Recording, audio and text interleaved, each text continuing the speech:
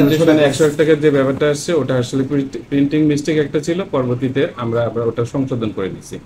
Comilla medical college হাসপাতালে 24 কোটি টাকার কেনাকাটায় অনিয়মের অভিযোগ উঠেছে।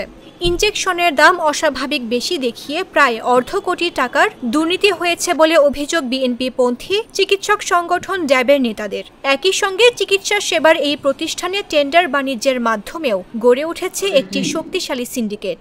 টেন্ডার জিনিসটা কি এটা আমি কখনো বুঝি না, বুঝতে আমার নিতে পারে না, আমার যতটুকু জ্ঞান হয়তো হয় নাই, সেগুলো তো আমার কোনো জ্ঞান নাই। বাজারে 101 টাকা মূল্যের ইনজেকশন থায়োপেন্টাল সোডিয়াম সরকারি নথিতে দেখানো হয়েছে 1299 টাকা। শুধু এই একটি আইটেমে লোপাট হয়েছে প্রায় 48 লাখ টাকা। এছাড়া প্রয়োজনের তুলনায় অতিরিক্ত 9 লাখ এরোভাস্টাটিন 20 মিলিগ্রাম ট্যাবলেট কেনা হয়েছে, যা শেষ করতে সময় লাগবে অন্তত 20 বছর। মেডিকেল কলেজ হাসপাতাল পরিচালক ডাক্তার মাসুদ পারভেজ সোহাগের স্বাক্ষরিত এক চাহিদাপত্রে এর সত্যতা পাওয়া গেছে।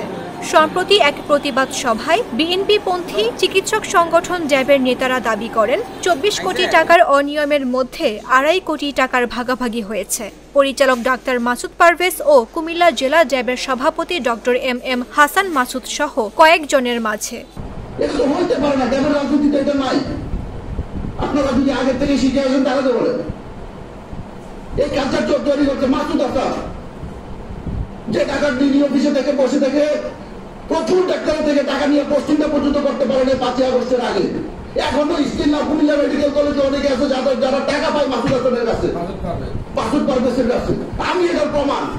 যদিও এই অভিযোগ অস্বীকার করে অভিযুক্তরা বলছেন ক্রয়ের সময় প্রিন্টিং ভুলের কারণে এর দাম 1299 টাকা লেখা হয়েছে। পরে বিষয়টি নজরে এলে 4000 পিস থায়োপেন্টাল সোডিয়ামের দাম সংশোধন করা হয়। ইনজেকশনে 101 টাকার যে ব্যাপারটা আসছে ওটা আসলে প্রিন্টিং মিস্টেক একটা ছিল, পরবর্তীতে আমরা ওটা সংশোধন করে নিয়েছি। স্পেসিফিক আপনার নামটা কেন তারা বলল? আসলে কি আপনার সাথে তাদের কোনো শত্রুতা আছে? এখন ওটা তাদের ব্যক্তিগত ব্যাপার, এটা তাদের ব্যক্তিগত ব্যাপার। আমি আমার তরফ থেকে আমার কারোর সঙ্গে শত্রুতা নেই, আমার সঙ্গে কারো ব্যক্তিগত কোনো ইয়া নেই।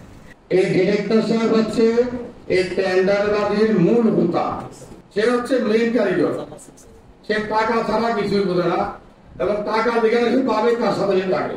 তবে অধিকার ফাউন্ডেশন কুমিল্লার প্রধান নির্বাহী আলী আকবর মাসুম বলেন, প্রিন্টিং মিস্টেক বলে এমন দায়িত্বশীল জায়গা থেকে দায় এড়ানোর কোনো সুযোগ নেই। কেউ যদি এভাবে দায় এড়াতে চান তার মানে তিনি তার দুর্নীতি আড়াল করতে চাচ্ছেন। এর আগে গেল 22 সেপ্টেম্বর রাতে র্যাবের কেন্দ্রীয় মহাসচিব জহিরুল ইসলাম স্বাক্ষরিত এক বিজ্ঞপ্তিতে সাংগঠনিক শৃঙ্খলা ভেঙে জড়িত থাকার অভিযোগ এনে র্যাবের কুমিল্লা জেলা, মহানগর ও মেডিকেল কলেজ শাখা কমিটির সব কার্যক্রম স্থগিত করা হয়। একই সঙ্গে তদন্ত সাপেক্ষে দোষীদের বিরুদ্ধে ব্যবস্থা নেয়ার কথা বলা হয়েছে। মামদুহা রাইসা, জাগো নিউজ। বান্ডেল থাকলে প্রতি সেনমানিতে টাকা বাঁচবে। বিকাশ সেনমানি বান্ডেল কিনে জিতুন প্রতি লেনদেনে।